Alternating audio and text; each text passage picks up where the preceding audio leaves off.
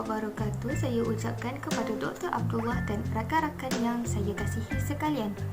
Nama saya Syafinas Izwana binti Zamani yang memegang nombor magic di 201209090918. Kumpulan saya pada hari ini akan membentangkan tentang teknik KWLH. Okey, untuk pembentangan pertama akan didahului oleh saya. Saya akan menerangkan bahagian pengenalan KWLH. Terdapat beberapa teknik yang diperkenalkan sebagai satu panduan kepada pembaca dalam proses membaca untuk mendapatkan makna. Menurut Yahya Othman 2004, terdapat 5 teknik yang digunakan dalam kemahiran membaca. Namun pada pembentangan saya pada hari ini akan berfokuskan kepada teknik KWLH. Teknik KWLH diperkenalkan oleh Donald Ogle 1986 untuk mengaktifkan pengetahuan masa lalu pelajar. Mari kita lihat apa yang dimaksudkan dengan KWLH. K. Know, apa yang diketahui. W. Want, apa yang dikehendaki. L. Learn, apa yang dipelajari. Dan H iaitu how, bagaimana mendapatkan maklumat melalui bahan bacaan. Okey, seterusnya, kaedah ini meliputi idea dalam 3 peringkat pembacaan iaitu sebelum pembacaan, semasa pembacaan dan selepas pembacaan. Pada peringkat sebelum pembacaan, pelajar akan ditanya mengenai apa yang mereka tahu tentang topik yang akan dibaca. Pada peringkat semasa pembacaan pula, pelajar akan ditanya mengenai apa yang mereka ingin tahu daripada topik yang dibaca. Sesi soal jawab akan berlaku pada peringkat ini. Pada peringkat selepas pembacaan pula, pelajar akan menerangkan apa yang mereka perolehi semasa proses pembacaan dijalankan. Tahap ini dapat melihat jawapan yang berbeza-beza daripada pelajar berdasarkan tahap penilaian mereka. Akhir sekali, pembaca yang menggunakan teknik ini akan mengaitkan dengan pengalaman sedia ada. Pada akhir pembacaan, teknik ini menekankan keupayaan berfikir ketika membaca untuk mendapatkan sesuatu makna. Sekian sahaja, terima kasih daripada saya. Seterusnya kita akan mendengarkan pembentang yang kedua. Assalamualaikum warahmatullahi wabarakatuh dan selamat sejahtera. Saya Nordiana binti Dinar di 2019090917. Saya akan menerangkan tujuan teknik KWL diterapkan dalam pengajaran. Tujuan yang pertama adalah pelajar dapat mengaitkan pengetahuan sedia ada dengan bahan atau teks yang diberi untuk proses pengajaran dan pembelajaran.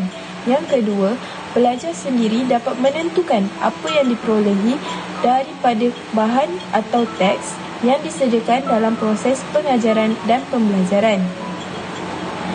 Yang ketiga, pelajar dapat menentukan maklumat tambahan yang perlu dicari daripada sumber lain selain sumber yang telah disediakan.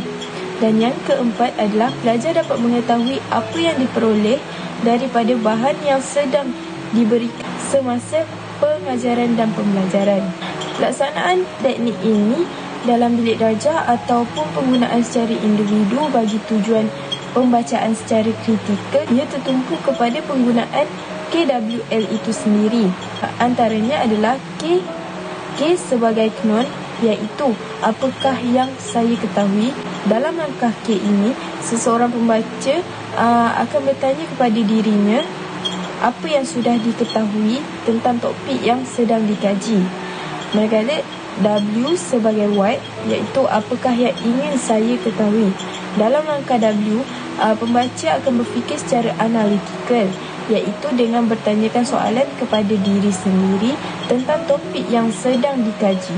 Ketika bertanyakan soalan tersebut, pembaca boleh mengamalkan teknik penyoalan 5W 1H, iaitu what, apa, when, bila, where, di mana, why, mengapa, who, siapa dan H, how, bagaimana.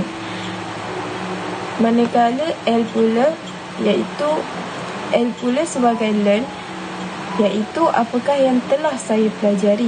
Dalam langkah L ini, ia memberikan peluang kepada pembaca membuat refleksi berkaitan dengan apa yang sudah diketahui tentang topik yang dikaji.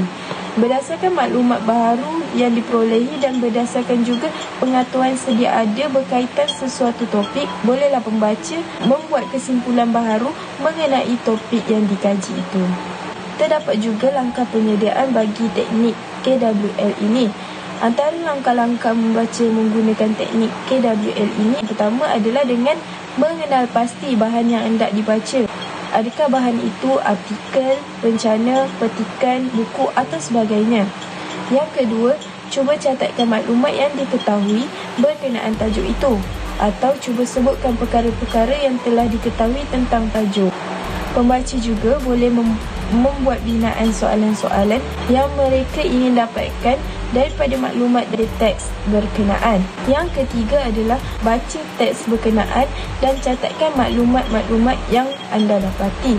Dan yang terakhir adalah semak kembali apa yang telah anda ketahui, apa yang baru anda dapati daripada teks, dan jika anda memerlukan maklumat tambahan yang lain, cuba cadang dan sebutkan bagaimana cara untuk anda dapatkan maklumat tambahan tersebut. Itu sahaja daripada saya. Sekian, terima kasih.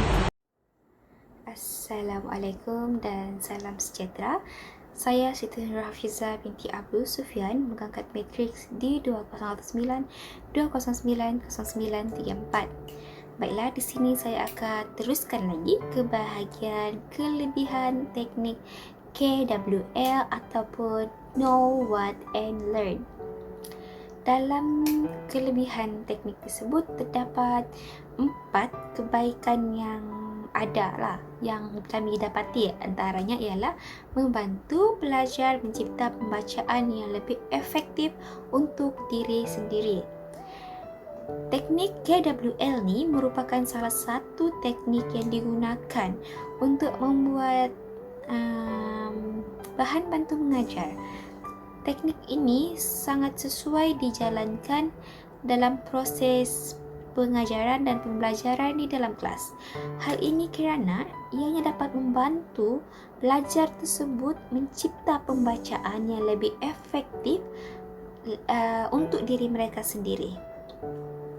Seterusnya, yang kedua adalah pelajar dapat mempelajari ataupun menjelajahi topik yang dikaji daripada pelbagai perspektif. Dengan adanya teknik Know What and Learn ini, pelajar dapat menjelajahi topik yang dikaji daripada pelbagai perspektif.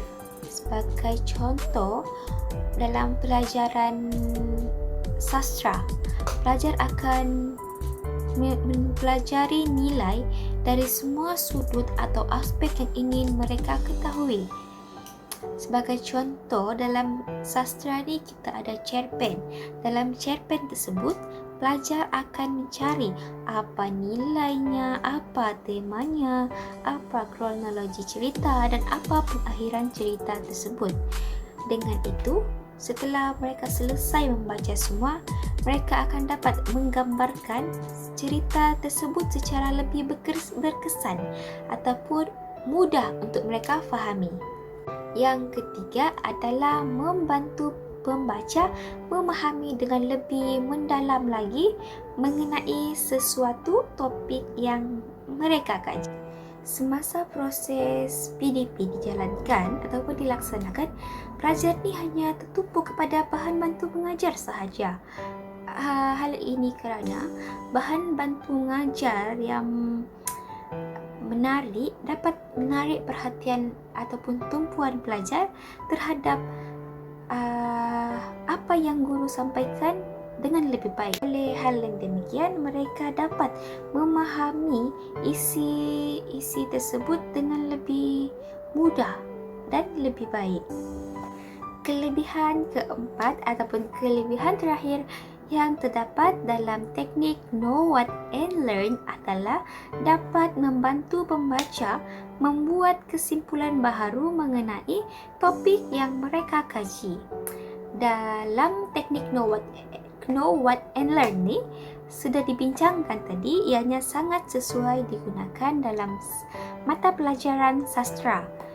Hal ini kerana ianya dapat membantu pelajar membuat kesimpulan baharu mengenai topik yang mereka kaji berdasarkan daripada maklumat-maklumat yang terdapat dalam cerpen tersebut. Persoalan terhadap teks tersebut pasti wujud kerana para pelajar akan mempunyai rasa ingin tahu dengan lebih lanjut berkenaan dengan cerita dalam teks yang diberikan oleh guru-guru mereka ataupun dalam cerpen tersebut.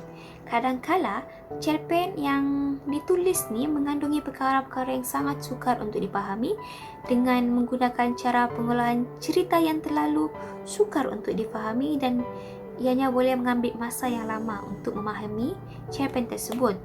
Oleh hal yang demikian, dengan wujudnya soalan-soalan yang tidak difahami inilah pelajar akan bertanyakan soalan tersebut kepada guru.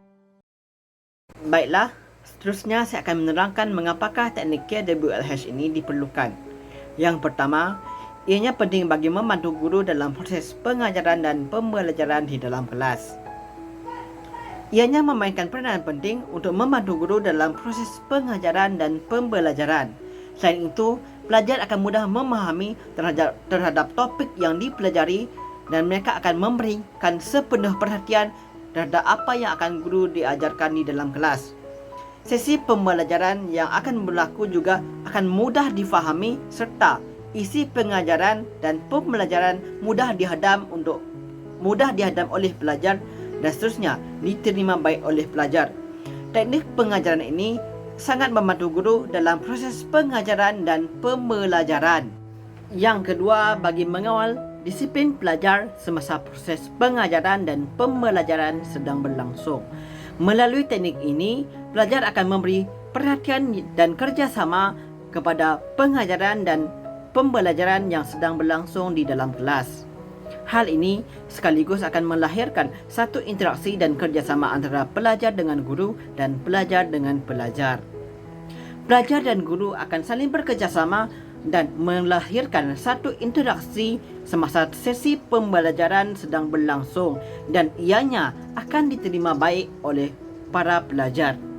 Pelajar juga akan mengikuti cara dan kaedah yang dilakukan oleh guru semasa teknik ini digunakan tanpa rasa bosan dan sebarang lungutan juga tidak akan lahir.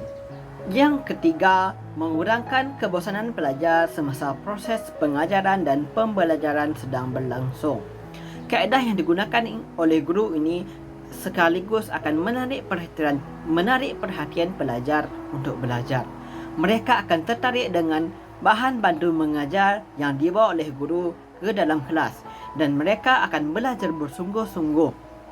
Teknik ini juga akan mempertingkatkan kegairahan pelajar untuk belajar. Kelainan yang dibawakan oleh guru akan membantu pelajar untuk bersemangat memulakan sesi pembelajaran dan pengajaran yang akan berlangsung. Kadangkala, kelainan yang sering dibawa oleh guru akan membawa 1001 kebaikan dan seterusnya, menarik perhatian mereka untuk belajar di dalam kelas. Baiklah, yang terakhir sekali ialah membantu pelajar untuk memahami secara lebih mendalam dan realistik terhadap tajuk yang dipelajari di dalam kelas. Pelajar juga akan dapat mengekalkan ingatan yang lebih lama terhadap isi-isi pengajaran. Teknik dan cara yang digunakan oleh guru dapat menghasilkan keseronokan belajar di dalam kelas. Seterusnya, mengelakkan rasa jemu untuk belajar dalam kalangan diri pelajar.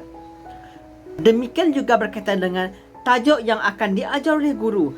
Sekiranya mereka sudah mula mengingati dan menghafal teknik dan formula yang diajar oleh guru, maka tak heranlah mereka akan lebih memahami tajuk-tajuk yang dipelajari. Warna-warna kekreatifan dan cara teknik APM yang dihasilkan oleh guru akan mudah diingati oleh para pelajar kelak. Assalamualaikum, nama saya Nur Kristina binti Muhammad Abdullah, memegang kad matrik D20191087580. Saya akan meneruskan penerangan mengenai teknik KWLH.